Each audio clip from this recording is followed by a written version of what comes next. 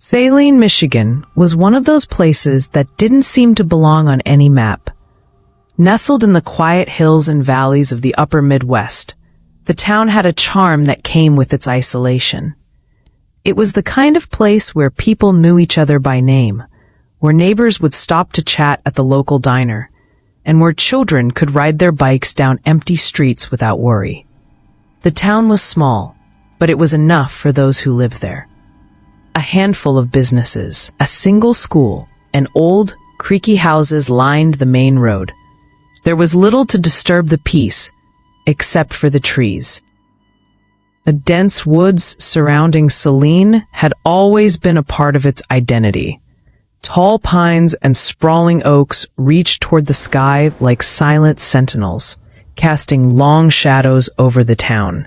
In the daylight, the trees seemed serene, almost welcoming, as if they were part of a quiet, timeless world. But when night fell and the town grew dark, those same trees felt like a cage, trapping the town in its depths. Over the years, the locals had grown used to the forest's eerie presence. It was always there, and they had learned to leave it alone. For decades, Saline thrived in its own bubble, untouched by the outside world. It was the kind of place where you could forget the dangers that existed beyond the quiet borders of its sleepy streets. Life was simple, and that's how everyone liked it. But things began to change when the whispers started. It began innocently enough, just stories shared in hushed voices at the town's barbershop, or murmured between a group of old men drinking coffee at the diner. Stories of strange occurrences, of people disappearing, of noises in the night that couldn't be explained. But as time passed, the stories grew darker. Some said the woods had always been cursed, that there was something deep within the trees that was better left untouched. Others spoke of a tragedy, something terrible that happened years ago.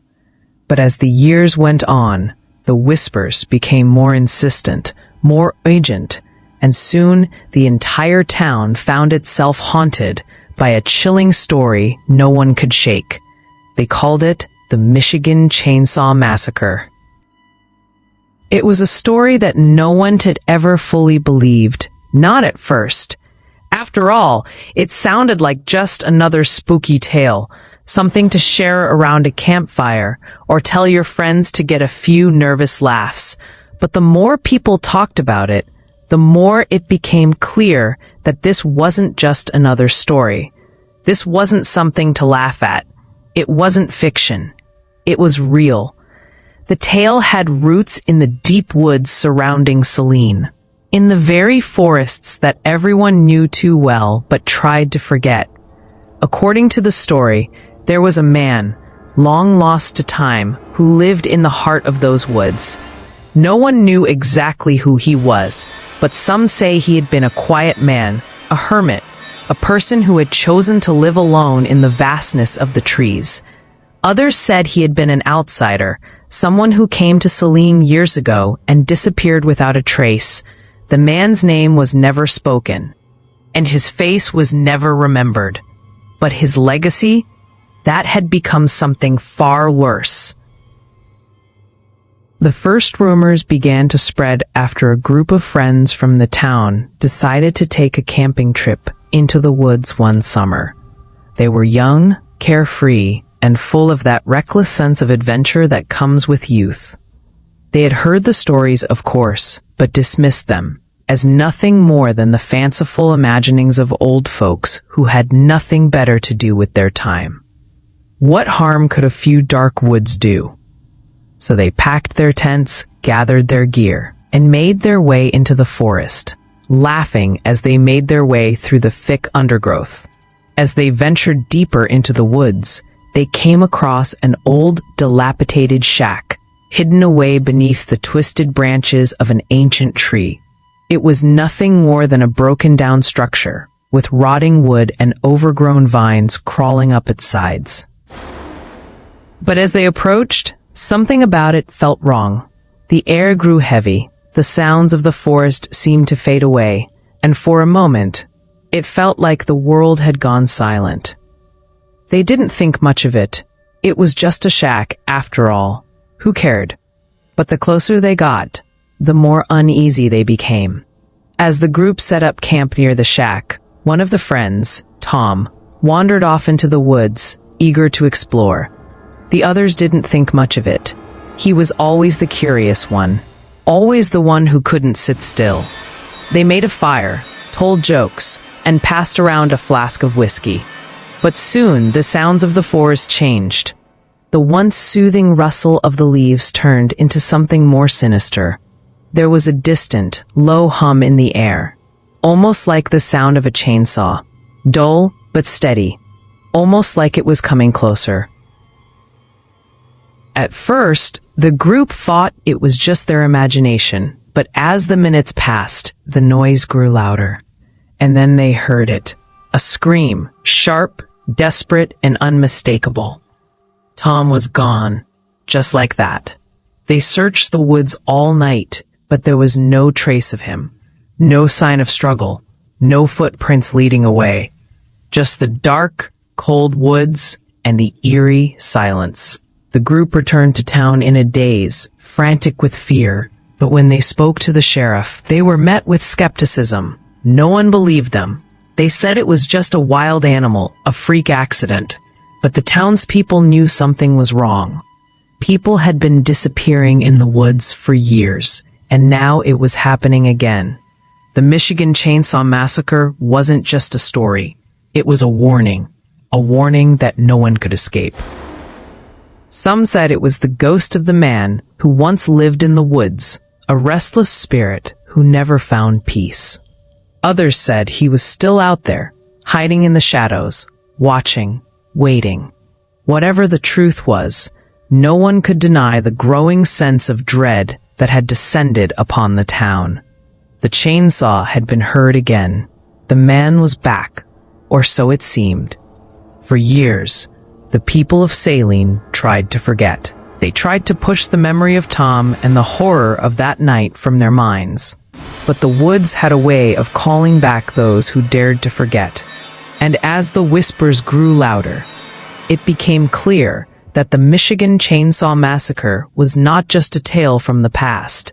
It was something alive, something waiting just beyond the trees, and no one in Saline could escape it. In the 1970s, a small group of friends, all in their early 20s, decided to spend a weekend away from the monotony of daily life. They wanted nothing more than to enjoy a break from their small-town routine, away from work, school, and the everyday pressures. So they packed their bags, grabbed their camping gear, and set off for the dense forests surrounding Saline, Michigan. It wasn't far, just a few miles into the woods, but to them it felt like an adventure. The forest was something they had always known. They had grown up hearing stories of its vastness, its beauty, and its mystery, but none of them had ventured too far into its heart. The woods surrounding Saline were infamous for their quiet stillness, and the locals had always respected that. People said there were strange things that happened out there, things that didn't make sense. But for these young friends, the idea of exploring the woods was an exciting escape. They didn't believe in superstitions or ghost stories. To them, it was just a forest, a place to hike, to laugh, and to relax. As they walked along the path, the familiar sounds of the forest surrounded them. Birds chirped above, leaves rustled underfoot, and the occasional breeze whispered through the trees. They had nothing to fear, or so they thought. The deeper they went, the quieter it became. The usual noises, birds, insects, and even the distant sound of wind moving through the branches, gradually faded away. At first, they didn't think much of it. They were used to the shifting sounds of the woods. But there was something off about this silence. It wasn't the peaceful kind of quiet they were used to. It was the kind that felt wrong. A thick, oppressive stillness hung in the air, and for the first time, they all felt it, an unease that none of them could explain. As the group ventured further, they came across an old, weathered sign. It was barely visible, hidden behind a thicket of wild vines, its paint chipped and faded with age. It was so out of place in the middle of the woods that they almost missed it. The sign read only 3 words in bold, stark letters: "Keep out." The words seemed to linger in the air longer than they should have, as if the forest itself had wanted them to see it.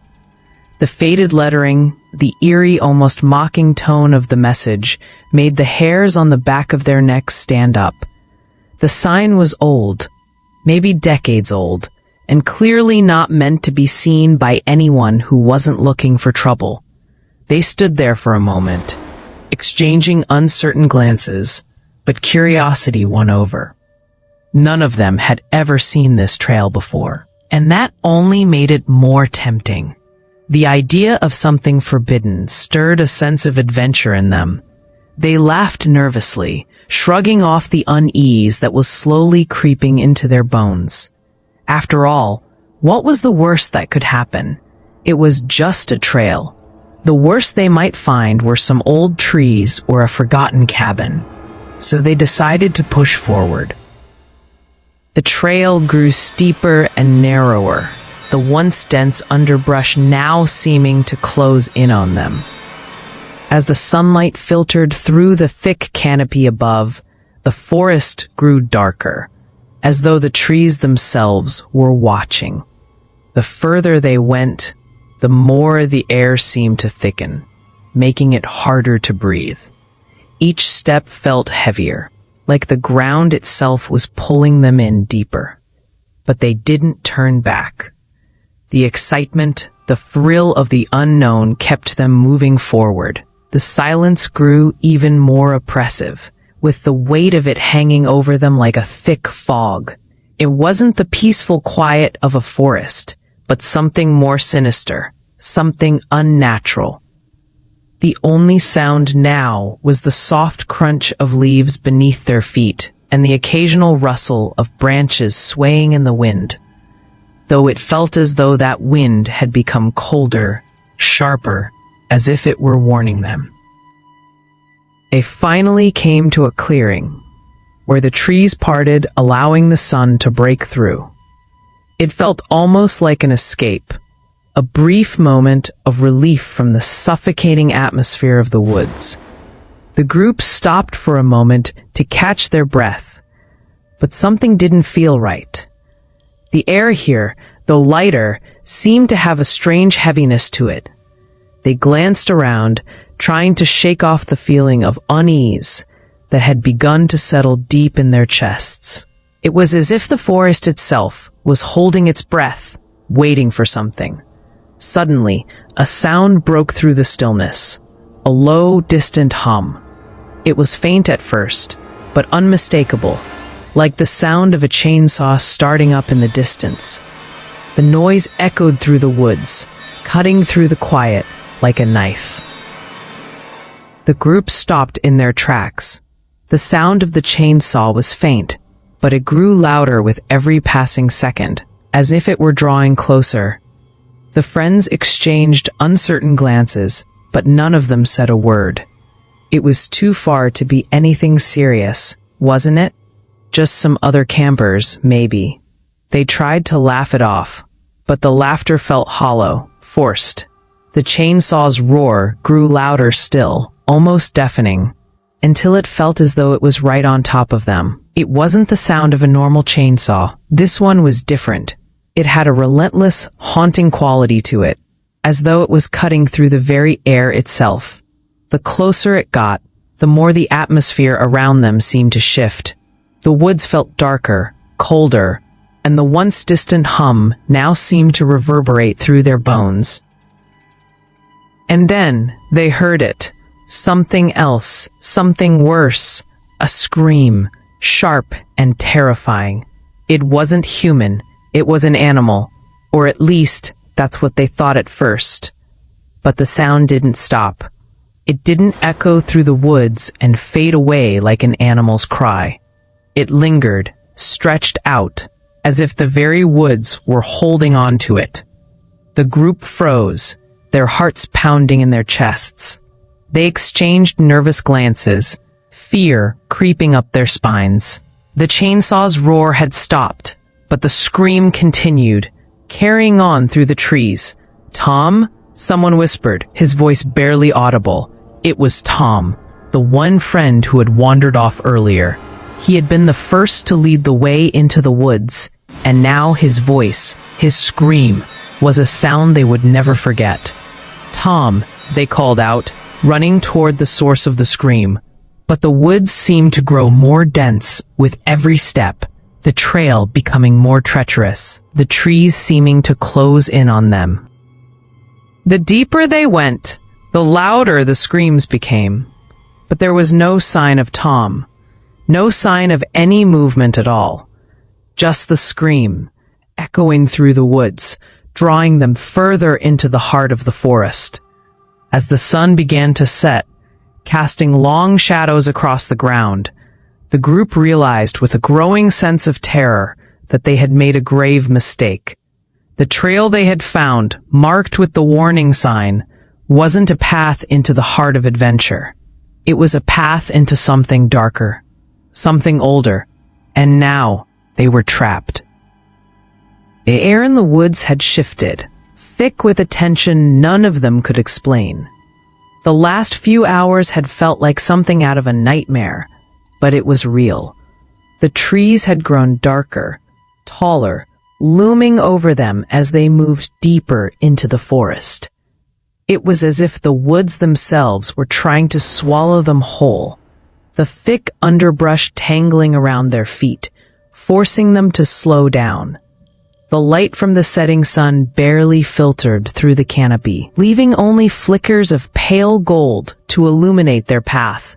They'd made it this far. They were in the heart of the forest, far from civilization.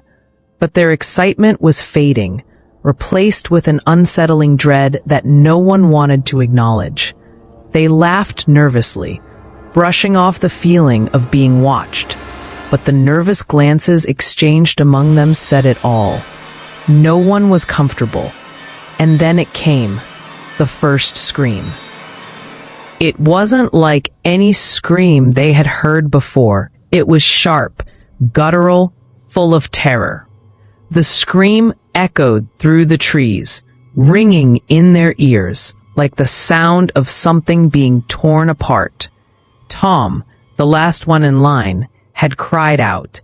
It was a sound of pure horror, a sound that made their blood run cold. They all stopped.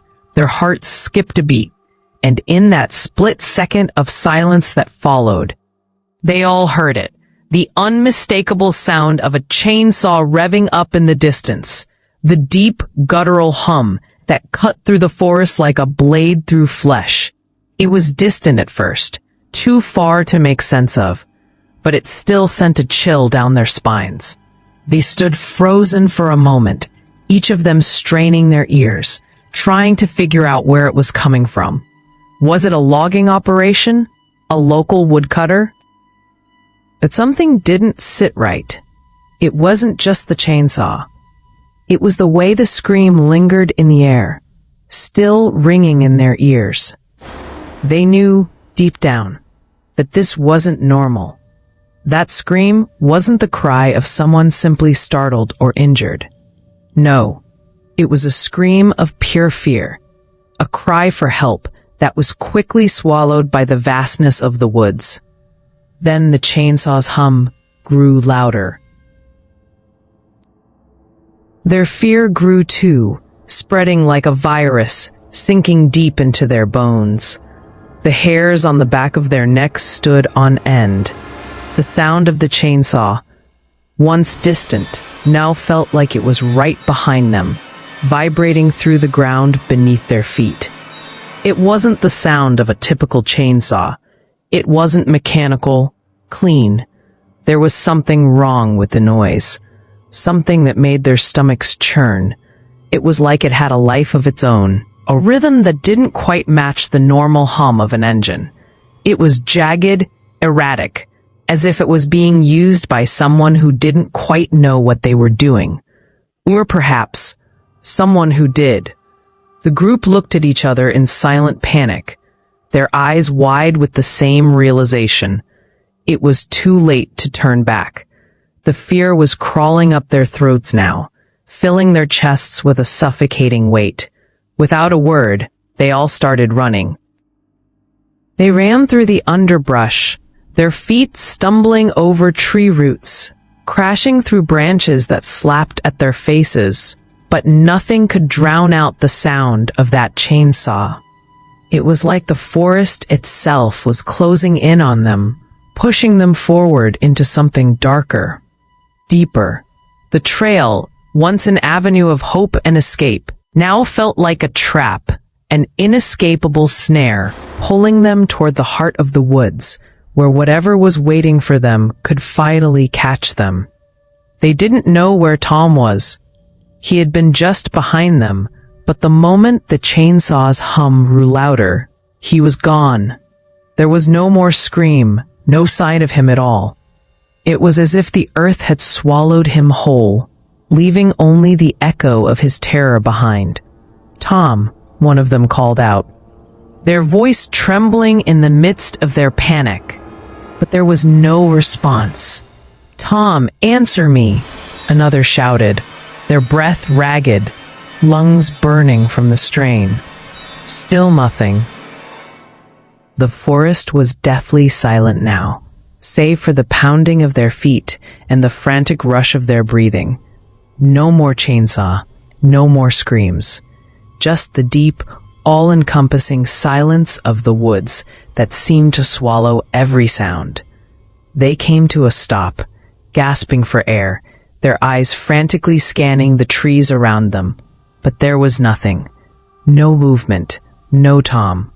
Just the dark shadows, stretching further as the night crept closer. The fear that had first gripped them now took root in their hearts. They couldn't see him, couldn't hear him. It was as if he had simply vanished. His scream had stopped abruptly, as if he had been silenced in an instant. And that was the worst part. It wasn't just the chainsaw. It wasn't the fear of what was chasing them. It was the fact that Tom had disappeared, completely.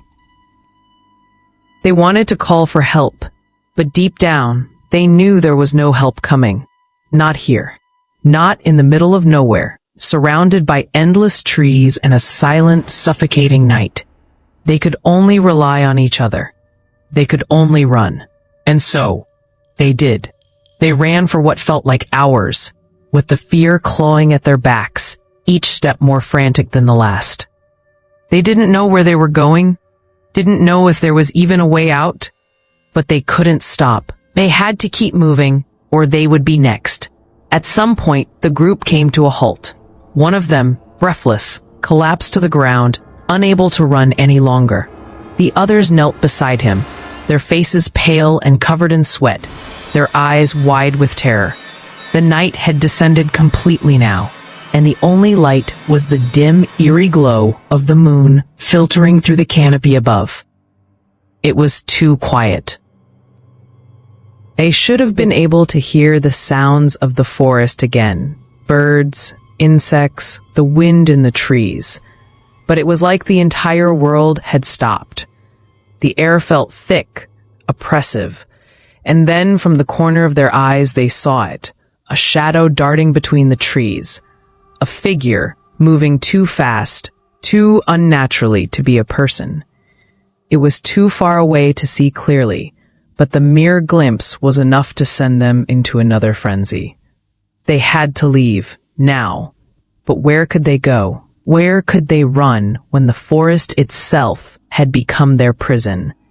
They scrambled to their feet, but before they could take another step, the sound of the chainsaw returned. It was faint at first, but it grew louder, closer, and now they could hear something else. The unmistakable sound of footsteps following them. Steady, deliberate, as if whoever was chasing them knew exactly where they were going, knew exactly how to find them.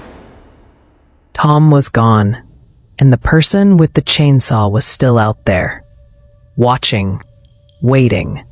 The survivors returned to Saline in a daze, their faces pale, their eyes wide with a fear that was almost too heavy to bear. They didn't speak much on the long, silent walk back to the town. Words didn't seem to matter anymore, and the quietness between them spoke louder than anything they could say. It wasn't because they didn't want to talk. It was because they couldn't. They tried to act normal once they returned. The town was buzzing with its usual rhythm, the everyday hum of small-town life. The air was thick with the scent of fresh-cut grass, and children were playing in the streets as if nothing had happened. But the survivors knew the truth. They knew the woods had claimed something that night, something dark and malevolent. They couldn't shake the feeling that whatever they had encountered out there hadn't just been a freak accident, a random series of unfortunate events. No, this was something planned, something deliberate. The chainsaw's roar was still in their ears, echoing in the corners of their minds, and Tom's scream, that last cry for help, would haunt them forever. The survivors never spoke of it, not to their families, not to the townspeople. It was as if they had collectively agreed to keep quiet, to bury what had happened beneath the weight of their own fear. In the weeks that followed, life in Saline slowly returned to normal, or at least it seemed that way on the surface. People continued with their lives, the usual gossip and small talk filling the air, the daily rhythm of the town undisturbed. But there was something in the air now, a quiet unease that no one dared acknowledge. It lingered in the way people glanced over their shoulders, in the way conversations died when newcomers mentioned the forest. The legend of the Michigan Chainsaw Massacre had already begun to spread, whispered in hushed tones, passed along like a secret too dangerous to be spoken aloud. It was no longer just a story, no longer just a rumor or a terrifying tale shared around campfires. It was real, and people knew it. Those who had grown up in Saline spoke of it like it was a part of the town's history, a stain that could never be erased. There were stories now, old stories, some of them decades old, that began to circulate. People spoke of a man who had vanished long before the camping trip that claimed Tom. A man who had once lived in the very woods where the survivors had ventured. He was a man of few words, quiet and reserved, known mostly for his intense temper and his violent outbursts. Some said he had been an outsider, someone who had come to Saline looking for a fresh start, only to be turned away by the very people who had promised him a place. He had been wronged, they said, betrayed. And in his anger, he had turned to the very thing that now haunted the woods, the chainsaw. The stories varied, of course. Some said the man had worked as a handyman, using his tools to fix up houses for the townspeople. Others said he had been a loner, preferring the solitude of the forest over the bustling town. But all the stories had one thing in common. They spoke of his violent rages. It wasn't just a temper. His anger was something else entirely. It was an explosive, uncontrollable force that had terrified everyone around him. He would snap without warning, lashing out at anyone who crossed him, and when he did, he would become something much darker than just a man. They said it was the betrayal that pushed him over the edge. Some said he had fallen in love with a woman from the town, but she had turned away from him, choosing someone else. Others said he had been promised a piece of land, only to be swindled out of it by the very people he had trusted. Whatever it was, the pain and the betrayal seemed to fester inside him, growing until it consumed him entirely. One fateful night, he snapped, and the forest, became his sanctuary. It wasn't long after that the first disappearances started. People would wander into the woods, some to gather firewood, others to hunt, and they would never return. At first, the townspeople thought it was just accidents, animals, wild predators, or simply getting lost in the dense forest. But the disappearances kept happening, and with each new disappearance, the legend of the man with the chainsaw grew. They say the man, now a twisted figure of madness and rage, never left the forest. He became something more than just a person. He became a shadow, a figure that haunted the trees, waiting for anyone foolish enough to cross into his domain. The chainsaw became his weapon, his tool of vengeance, his way of asserting control over the town that had wronged him. The roar of the chainsaw was the last thing his victims would hear before they were swallowed by the forest. Some say that he still roams the woods to this day, his chainsaw still humming through the trees, searching for the next victim. Others say that he died, that his rage burned out in a final, violent act. But no one really knows for sure.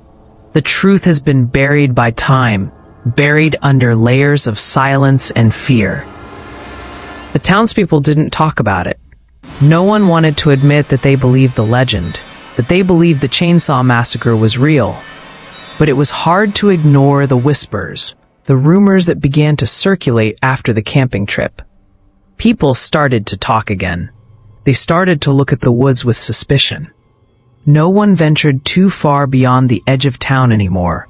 The old, worn-out sign that read "Keep Out" now seemed like more of a warning than a suggestion. The survivors, now haunted by the events of that night, tried to forget. They tried to return to their normal lives, to push the memory of Tom's scream and the sound of the chainsaw out of their minds. But it wasn't that simple. The fear was still there, creeping into their thoughts in the quiet moments, in the dark corners of the night. The fear that the chainsaw hadn't stopped, that the man with the chainsaw was still out there, somewhere in the trees, waiting for the next person to make the mistake of crossing his path. And so the legend of the Michigan Chainsaw Massacre continued to grow. The town of Saline could never truly escape it. It lived on in whispers, in fearful glances, in the shadows of the trees that surrounded the town.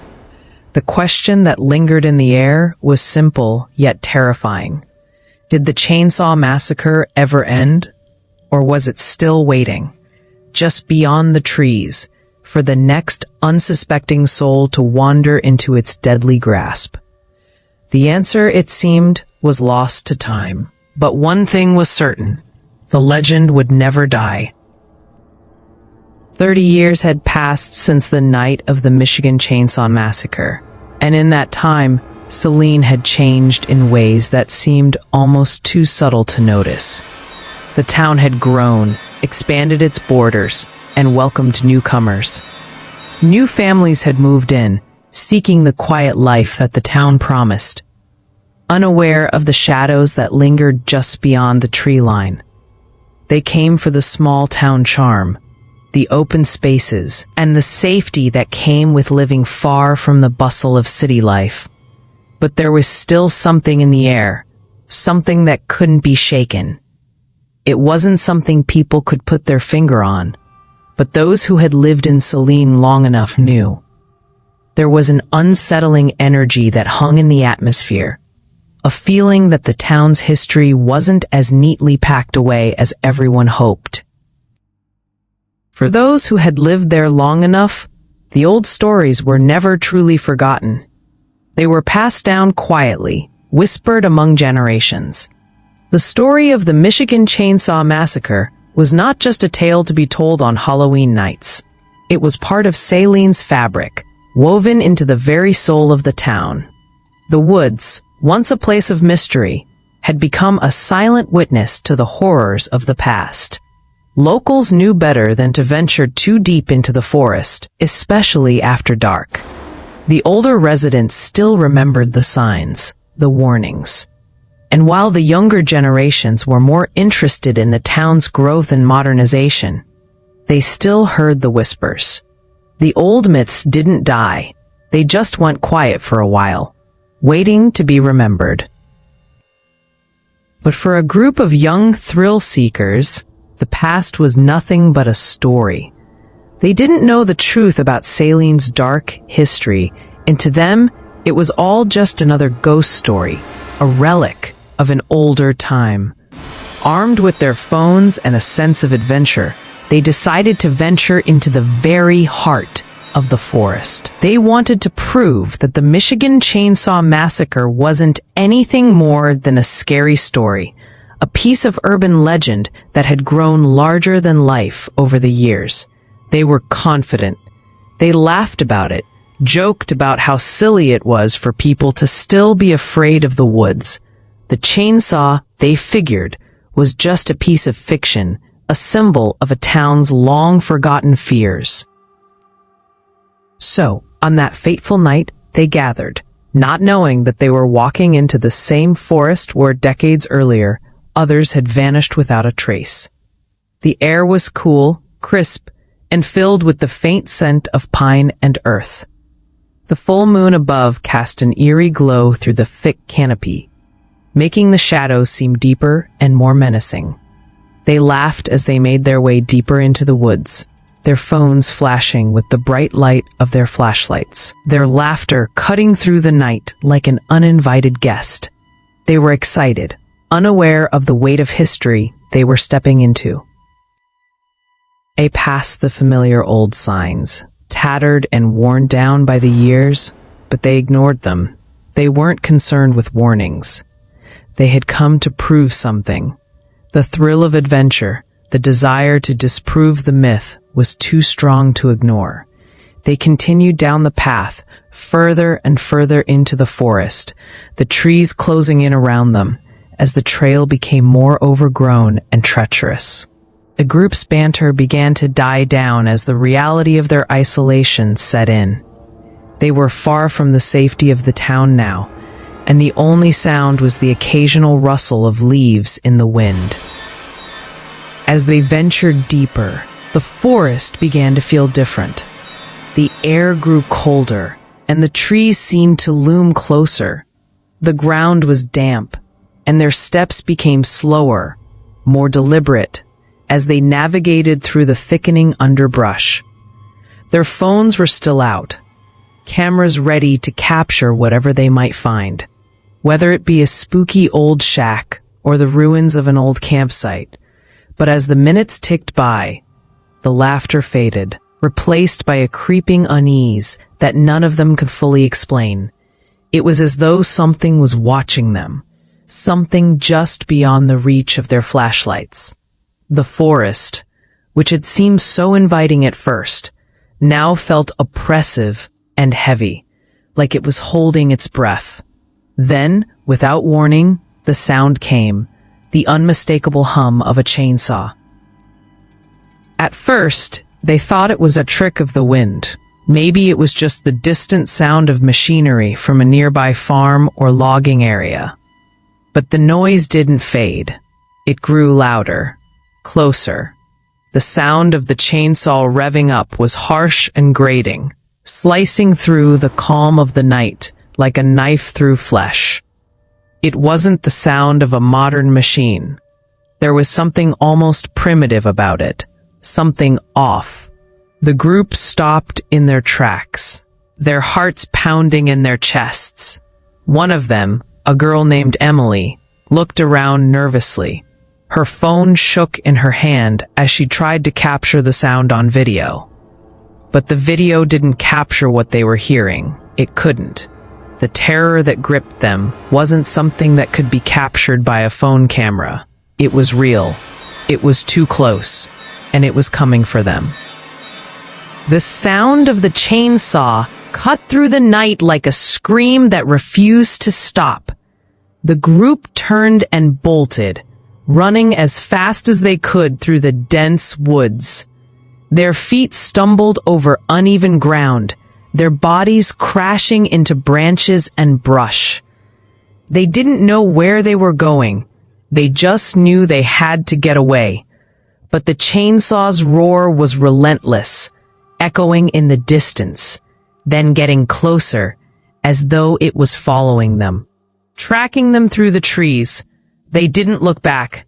They couldn't. But as they ran, they heard something else. A scream. A guttural, desperate cry that sent chills down their spines. The scream sounded far too human to be the work of an animal. Far too terrified to be anything but the voice of someone running for their life. It was one of their friends. The sound of it still echoes in their ears. They kept running. The chainsaw's roar was growing louder, the sound cutting through the night like a blade, sharper and faster. They were getting closer to something they couldn't understand. Emily was the last one in the group. She was exhausted, her breath coming in shallow gasps, but she didn't dare stop. They had to get out of there. They had to leave. They had to survive. And then, as suddenly as it had started, the sound stopped. The chainsaw's roar faded into silence. But that didn't make it better. The silence that followed was worse, like the calm before the storm. They didn't dare stop. But when they finally made it to the edge of the forest, the others were gone. Emily stumbled out into the clearing, covered in dirt and blood, her body trembling with fear. Her heart was pounding in her chest, and her mind was racing. She couldn't explain what happened. She couldn't even put the pieces together. All she knew was that her friends were gone. The woods had taken them, just like it had taken Tom all those years ago. Emily didn't look back. She didn't stop. All she could hear, over and over in her mind, was the sound of the chainsaw's roar. The same sound that would haunt her dreams for the rest of her life. And when she closed her eyes, she could still hear it, growing louder, cutting through the silence, never stopping, always waiting. The legend of the Michigan Chainsaw Massacre had returned. And this time, it wasn't just a story. It was real, and it was far from over. A Michigan Chainsaw Massacre was a story that never truly ended. While the town of Saline moved on, the shadow of what had happened in the woods lingered, growing darker with each passing year. For decades, the truth remained hidden beneath layers of silence and fear.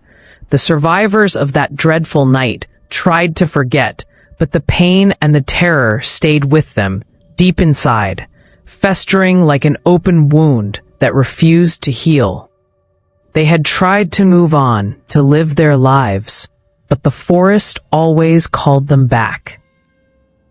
Some believed the man with the chainsaw had died, that the terror he unleashed on Saline had finally come to an end. They thought that after all the years, the horror had been nothing more than a twisted memory, a nightmare that had faded into the past. But others insisted the man had never really died, that somehow he had become something more than just a man, a dark force that still roamed the woods. They said he had merged with the very forest itself, becoming a twisted spirit who haunted the trees, forever searching for his next victim. No one could say for sure. There was no body to bury, no clear-cut answers to the questions that plagued Saline for so long. All anyone had were the stories, the legends, the whispers, the unexplained disappearances, and every so often, someone would go missing. And each time, the legend grew.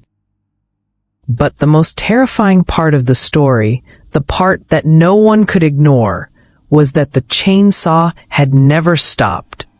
Its roar still echoed in the woods, reverberating through the trees, like a scream that would never end. It was a sound that would chill anyone to the bone, a sound that was as haunting as it was menacing. And though it seemed to fade with the passing of time, it always returned, louder and more urgent, cutting through the silence of the night. The chainsaw was still out there, waiting, and no one who heard it would ever forget it. Some claimed to hear the chainsaw on the rare nights when the moon was full, a distant hum that echoed from deep within the forest. Others said it was the spirits of those who had vanished in the woods, trapped between the world of the living and the dead. These lost souls were cursed to roam the forest, forever screaming, forever searching for a way out. Some believed that when the chainsaw roared, it was a signal that the spirits of the lost were trying to warn others, trying to protect them from the same fate they had suffered. And yet, despite all the warnings, people still went into the woods. It was hard to ignore the allure of adventure, the thrill of the unknown. Young people in Saline, and even those from nearby towns, would still dare each other to venture into the forest, eager to prove that the legend was just that, a story. But each time they entered, they were met with the same eerie silence, the same feeling of being watched, and some never returned. The townspeople, now older and more cautious, would shake their heads and murmur about the foolishness of youth. They had seen it before. They had heard the stories, and they knew better than to challenge the darkness in the woods. They had all learned the lesson the hard way. Saline's dark history could never truly be outrun. It would always be there, lurking in the shadows, waiting to claim its next victim. The woods had a way of drawing people in, of luring them deeper and deeper until they couldn't find their way back. And the chainsaw, the very sound of it, had become a symbol of that danger, a warning. But it wasn't just the chainsaw itself that terrified people. It was the fact that no one knew exactly what had happened that night all those years ago. There were theories, of course. Rumors and whispers passed down from one generation to the next. Some said the man with the chainsaw had been a loner, a man driven to madness by the isolation of the forest. Others said he had been wronged by the townspeople, pushed to the brink of insanity by betrayal and pain. But no one knew for sure. The survivors had their own version of the truth, but they never spoke of it. Not to their families, not to the police, and certainly not to anyone who might ask about the horrors they had faced in the woods. They had all made a pact, a silent agreement to never talk about what had happened that night. It was as if speaking about it would give the darkness power, as if saying the words would make it real again. But the truth had a way of slipping through the cracks. It couldn't be contained forever. And every so often, someone new would come to Saline, unaware of the dark history that lay beneath the town's quiet exterior. They would hear the stories, sometimes whispered, sometimes shouted in fear, and they would laugh it off. They would think the old-timers were just exaggerating, that the chainsaw was nothing more than a figment of their imaginations. They would go into the woods with nothing but their curiosity and a phone camera, eager to prove that the legend wasn't real. But the woods had a way of taking people in, and when they returned, if they returned, it was never the same. They would come back covered in dirt, blood, and terror, their eyes wide with fear. They couldn't explain what had happened. They couldn't even speak about it. But the chainsaw's roar was still in their minds, echoing, never stopping. The legends had been right all along, and now they were part of it. The most chilling part of it all was that the legend of the Michigan Chainsaw Massacre wasn't just a story anymore. It wasn't something to laugh at or dismiss as fiction. It was a warning. And if you ever found yourself near Saline, Michigan, you had to remember that warning. Don't wander too far into the woods. Don't ignore the faded "keep out" sign, because the forest is waiting. It's always waiting, hungry for the next victim. And if you hear the sound of the chainsaw, you won't be able to outrun it. You won't be able to hide, because the chainsaw is still hungry, and it never stops. The truth about the Michigan Chainsaw Massacre is something no one should ever have to experience. But if you're brave enough to uncover it, to walk those woods at night, you might just find out for yourself what's really lurking in the dark. But be warned, once you hear the chainsaw, it will never leave you. It will follow you, in your dreams and in your waking moments, forever haunting you, forever calling you back to the woods. And the chainsaw will never stop.